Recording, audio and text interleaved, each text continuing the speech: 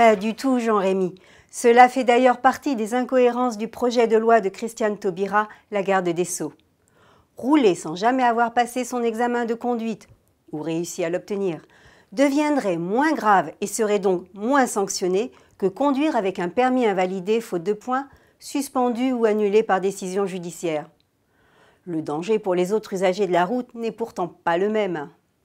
Comment peut-on concevoir que ce délit devienne une simple amende de 500 € alors que les autres infractions resteraient des délits passibles de 4 500 € d'amende? Sans compter que vous encourez aussi pour ces délits 3 ans de suspension ou d'annulation de permis, la perte de 6 points s'ils font suite à une suspension ou une rétention de permis, une immobilisation ou confiscation du véhicule. Cela voudrait dire qu'un conducteur, jusqu'alors dans les clous, qui a eu le malheur de commettre une erreur de parcours, ni d'autre choix que de conduire pour aller travailler, serait plus sévèrement puni qu'un sans permis qui risque la vie des automobilistes sans se poser de questions.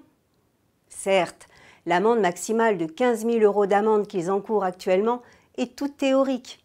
En pratique, les juges magnanimes les condamnent plutôt à quelques centaines d'euros, soit bien moins que l'amende prévue.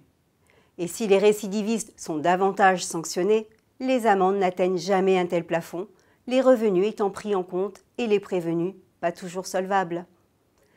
Le message que passerait une telle loi serait un pouce au crime et va à l'encontre de la sécurité routière, du grand n'importe quoi.